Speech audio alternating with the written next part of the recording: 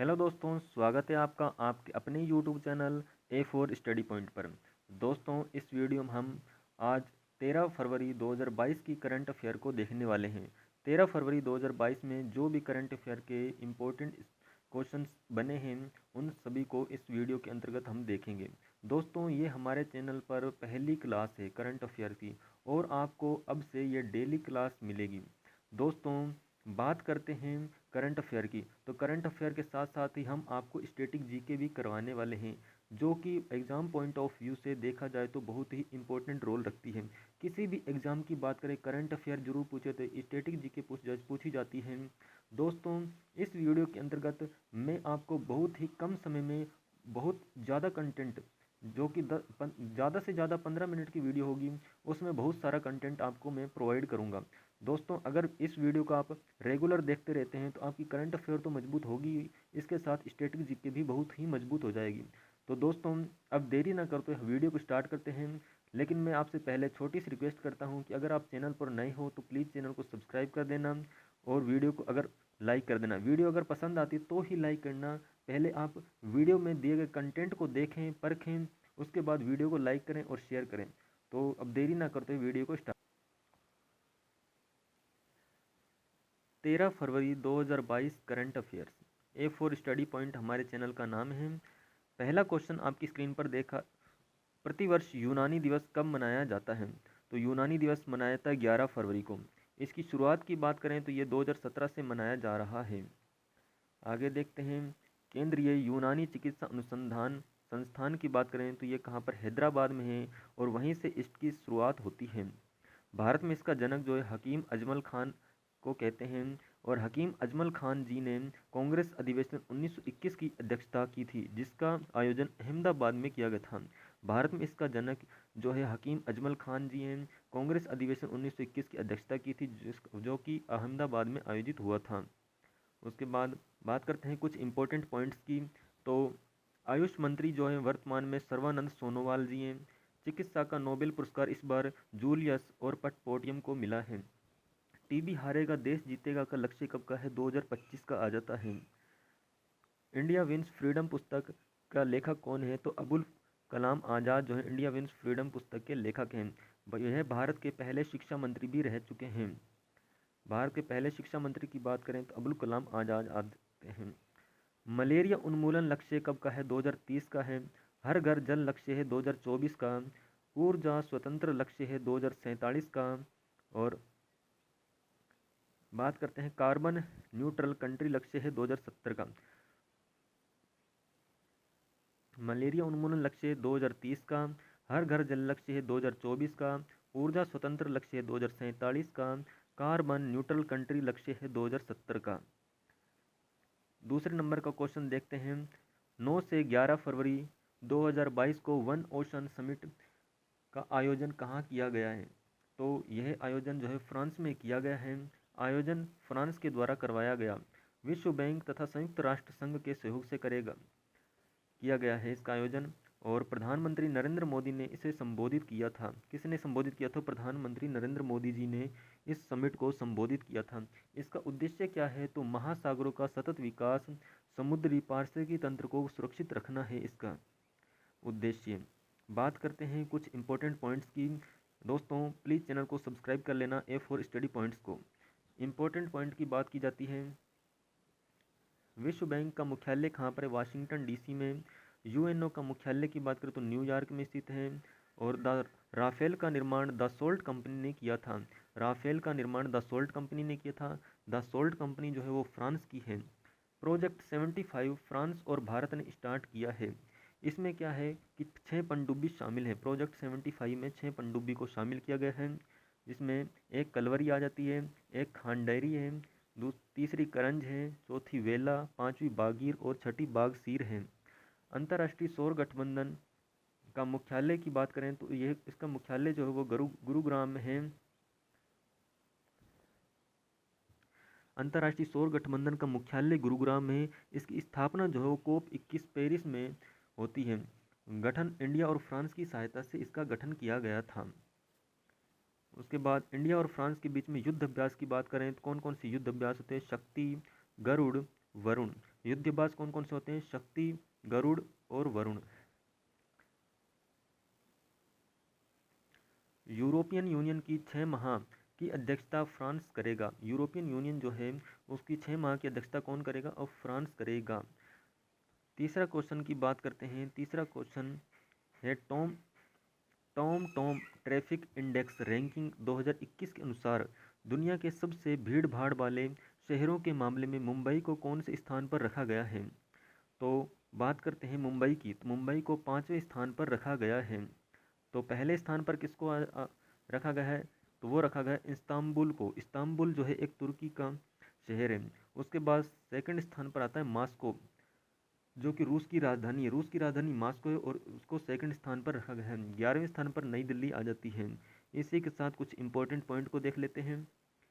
Asia minor का पठार, Asia minor का पठार या अनातोलिया का पठार की बात की जाए तो यह तुर्की में स्थित है। ये दोस्तों ये वाला क्वेश्चन जो है ग्राम सेवक राजस्थान में ग्राम सेवक में पूछा गया था। 27 दिसंबर की पहली शिफ्ट में पूछा गया था। विश्व की सबसे लवणता वाली झील जो है वान झील है और यह कहाँ पर स्थित है? तुर्की में ही स्थित है। वान झील जो है विश्व की सबसे लवणता वाली झील आ जाती है और यह तुर्की में स्थित है। पर्वतमाला क्या है? तो पर्वतमाला जो है एक योजना है जिसके अंतर्गत रोपवे का निर्माण किया जा रहा है। रोपवे की लंबाई कितनी होगी? तो 60 किलोमीटर होगी। और इसमें कितने रोपवे शामिल हैं? तो 8 रोपवे शामिल हैं। इनका विकास किया जा रहा है इंडिया में। दोस्तों चैनल को सब्सक्राइब नहीं किया है तो प्लीज़ चैनल को सब्सक्राइब कर लेना। तुर्की कौन कौन से महाद्वीप में है? एशिया और यूरोप में तुर्की देश आता है। इसको तुर्की को जो है यूरोप का मरीज भी कहा जाता है। क्यों कहा जाता है? क्योंकि ये अन्य यूरोपीय देशों से काफ़ी गरीब है।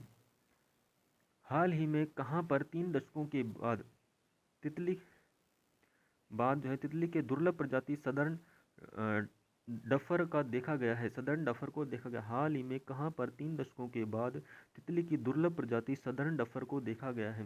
तो इसको कहाँ पर देखा गया है? तो नीलगिरी की पहाड़ियों में इसको देखा गया है। उसके बाद दुर्लभ प्रजाति है। यह एक ऐसी प्रजाति एक दुर्लभ प्रजाति है 3 दशक के बाद देखी गई है। 3 दशक के बाद इसको देखा गया है। दुर्लभ प्रजाति है और इसको 3 दशक के बाद देखी गई है। इंपॉर्टेंट पॉइंट की बात करते हैं। नीलगिरी की सबसे ऊंची चोटी कौन सी है? डोडा बेटा आ जाती है। नीलगिरी की सबसे ऊंची चोटी जो है वो डोडा बेटा है। टोडा जनजाति नीलगिरी की पहाड़ियों में निवास करती है। नीलगिरी की पहाड़ियों में कौन सी जनजाति निवास करती है? तो टोडा जनजाति जो है निवास करती है। बात करते हैं कुछ चोटियों की और पर्वतमालाओं की। तो ये एक नीलगिरी है। यहाँ पर अन्नामलाई आ जाती है और यहाँ कार्डामम की पहाड़ियाँ आ जाती हैं। नीलगिरी की पहाड़ियाँ हैं, अन्नामलाई की पहाड़ियाँ और कार्डामम की पहाड़ियाँ इस प्रकार से हैं। नीलगिरी और अन्नामलाई के बीच में कौन सा दर्रा आता है? तो वो पाल घाट दर्रा आ जाता है। इसी प्रकार अन्नामलाई और कार्डामम की पहाड़ियों के बीच में सिनकोट दर्रा आता है। कौन सा दर्रा आता है? सिनकोट दर्रा। अन्नामलाई और कार्डामम की पहाड़ियों के बीच में नीलगिरी और अन्नामलाई की पहाड़ियों के बीच में पाल घाट दर्रा आ जाता है। आगे देखते हैं। केसर ए हिंद अरुणाचल प्रदेश की राजकीय तितली है। केसर ए हिंद जो है एक तितली का नाम है जो कि अरुणाचल प्रदेश की राजकीय तितली आ जाती है। दोस्तों आगे बात करते हैं। तेंदुआ को लद्दाख का राजकीय पशु घोषित किया गया। हिम तेंदुआ जो है उसको लद्दाख का राजकीय पशु घोषित किया गया है। बॉम्बे नेचुरल हिस्ट्री सोसाइटी का लोगो जो है हॉर्नबिल पक्षी है। बॉम्बे नेचुरल हिस्ट्री सोसाइटी का लोगो की बात करें तो हॉर्नबिल पक्षी आ जाता है। उसके बाद हॉर्नबिल त्यौहार कहाँ का है? नागालैंड का आ जाता है। हॉर्नबिल त्यौहार कहाँ का? नागालैंड का है। बात करते हैं आगे। वर्ष 2021 में दुनिया का केंद्रीय बैंकों में सोने का दूसरा सबसे बड़ा खरीदार बैंक कौन सा है? तो वो आ जाता है रिजर्व बैंक ऑफ इंडिया। यह सेकंड स्थान पर आता है। तो पहले स्थान पर कौन है? तो बैंक ऑफ थाईलैंड आ जाता है। पहले स्थान पर कौन आता है? बैंक ऑफ थाईलैंड आ जाता है। कुछ इंपॉर्टेंट पॉइंट की बात कर लेते हैं। आरबीआई की स्थापना जो है यंग हिल्टन आयोग या शाही आयोग की सिफारिश पर इसकी स्थापना होती है। अधिनियम कौन सा था? तो 1934 का अधिनियम था दोस्तों। और उसके बाद बात करते हैं आरबीआई की स्थापना कब होती है? तो 1 अप्रैल 1935 को इसकी स्थापना होती है। दोस्तों आरबीआई का मुख्यालय की बात करें तो ये मुंबई में स्थित है। इसके 25वें गवर्नर की बात करें जो वर्तमान में स्थित हैं शक्तिकांत दास हैं। इसके 24वें गवर्नर उर्जित पटेल थे। और ओवरड्राफ्ट पुस्तक किसकी? उर्जित पटेल की है। 1 जनवरी 1949 को इसका राष्ट्रीयकरण हुआ था।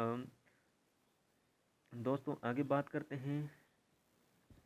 तो WWF का लोगो क्या है? तो WWF का लोगो है पांडा। ये क्वेश्चन इंपॉर्टेंट है। WWF का लोगो क्या है? तो पांडा है। मौद्रिक नीति में रेपो रेट क्या है? 4% रखी गई है। मौद्रिक नीति में इस बार रेपो रेट जो है 4% रखी गई है। रेपो रेट एक पॉलिसी रेट भी कहते हैं इसको, और अल्पकालिक होती है। कैसी होती है? अल्पकालिक होती है। यह महीने में 2 बार आती है और वर्ष में 6 बार आती है। महीने में 2 बार और वर्ष में 6 बार आती है। एशिया का सबसे पुराना स्टॉक एक्सचेंज कौन सा है? तो वो बॉम्बे स्टॉक एक्सचेंज आ जाता है। एशिया का सबसे पुराना स्टॉक एक्सचेंज जो है वो बॉम्बे स्टॉक एक्सचेंज है। इसकी स्थापना की बात करें तो 1875 में होती। कब? 1875 में बॉम्बे स्टॉक एक्सचेंज की स्थापना होती है। ठीक है दोस्तों। इसके बाद national centre of excellence in carbon capture and utilisation की बात की जाए, NCOE CCU की बात किस संस्थान में स्थापित किया जा रहा है? National centre of excellence in carbon capture and utilisation किस संस्थान में स्थापित किया जा रहा है? तो ये बात करते हैं IIT बॉम्बे में और IIT बेंगलुरु में। IIT बॉम्बे में इसकी स्थापना की जा रही है। उद्देश्य क्या है? शुद्ध कार्बन उत्सर्जन को शून्य करना। शुद्ध कार्बन उत्सर्जन जो है उसको शून्य करना इसका उद्देश्य है। और लक्ष्य कब का रखा गया है? 2070 का इसका लक्ष्य रखा गया है। कुछ इंपॉर्टेंट पॉइंट को देख लेते हैं।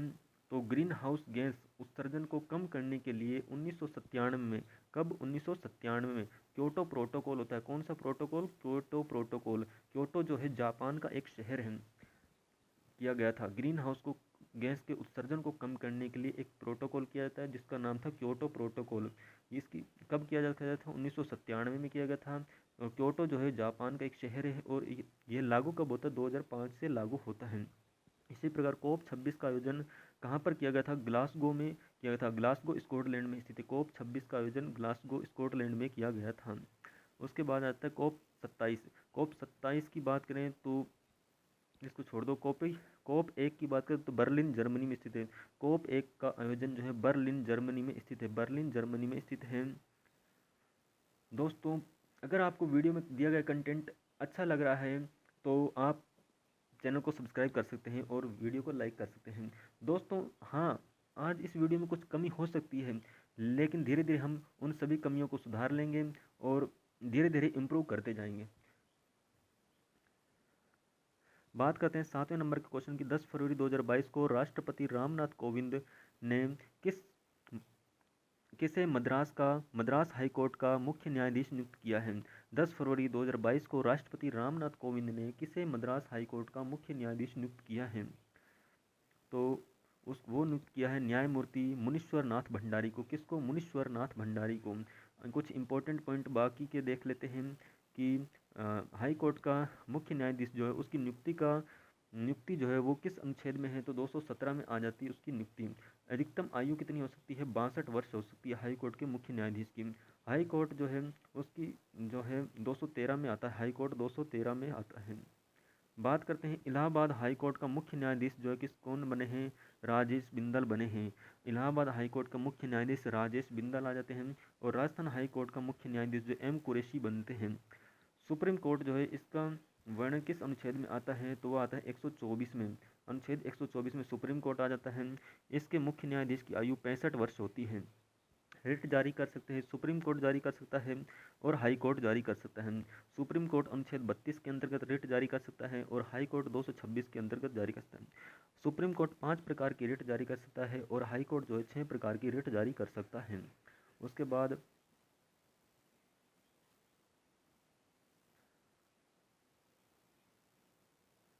सुप्रीम कोर्ट जो है एक अभिलेख न्यायालय है। ये किस अनुच्छेद में बताया गया? सुप्रीम कोर्ट एक अभिलेख न्यायालय है। ये किस अनुच्छेद में बताया गया? तो 129 नंबर के आर्टिकल में यह बताया गया कि सुप्रीम कोर्ट एक अभिलेख न्यायालय है। हाई कोर्ट की पहली महिला न्यायाधीश अन्ना चांडी थी। हाई कोर्ट की पहली महिला न्यायाधीश जो थी अन्ना चांडी थी। कहाँ की रहने वाली थी? केरल की रहने वाली थी। हाई कोर्ट की पहली महिला मुख्य न्यायाधीश की बात करें तो लीला सेठ आ जाती है हिमाचल प्रदेश की। हाई कोर्ट की पहली महिला मुख्य न्यायाधीश लीला सेठ हिमाचल प्रदेश से हैं। बात करते हैं वर्तमान में भारत में हाई कोर्ट जो है कितने हैं, तो 25 हाई कोर्ट आ जाते हैं। नवीनतम हाई कोर्ट कौन सा है, तो अमरावती हाई कोर्ट है नवीनतम हाई कोर्ट। देश की पहली पेपरलेस हाई कोर्ट कौन सी है, तो वो केरल हाई कोर्ट है। ये दोस्तों इंपॉर्टेंट क्वेश्चन है कि देश की पहली हाई कोर्ट को, देश की पहली पेपरलेस हाई कोर्ट की बात करें तो कौन सी है, केरल हाई कोर्ट आ जाती है। 8वां क्वेश्चन देखते हैं, स्माइल योजना के बारे में है। स्माइल योजना कब लॉन्च की गई थी, तो 12 फरवरी 2022 को लॉन्च की गई स्माइल योजना। इसका पूरा नाम की बात करें तो support for marginalised individual for livelihood and enterprises की बात की जाती है। इसको लॉन्च किसने किया है, तो इसको शुरू किसने किया है, तो वो किया है वीरेंद्र सिंह ने। और वीरेंद्र सिंह वर्तमान में क्या है, सामाजिक एवं आधिकारिकता मंत्री आ जाते हैं। सामाजिक एवं आधिकारिकता मंत्री वीरेंद्र सिंह आ जाते हैं। इस योजना का, स्माइल योजना का उद्देश्य की बात करें तो क्या है, हाशिए पर खड़े व्यक्तियों को आजीविका और उद्यम के रूप में मदद करना। हाशिए पर खड़े व्यक्तियों को उपजीविका और उद्यम के रूप में मदद करना। आज हाशिए पर खड़े व्यक्ति कौन कौन से हैं, जैसे ट्रांसजेंडर हो गए और भीख मांगने वाले समुदाय हो गए, इनको हाशिए पर खड़े व्यक्ति बोला गया है।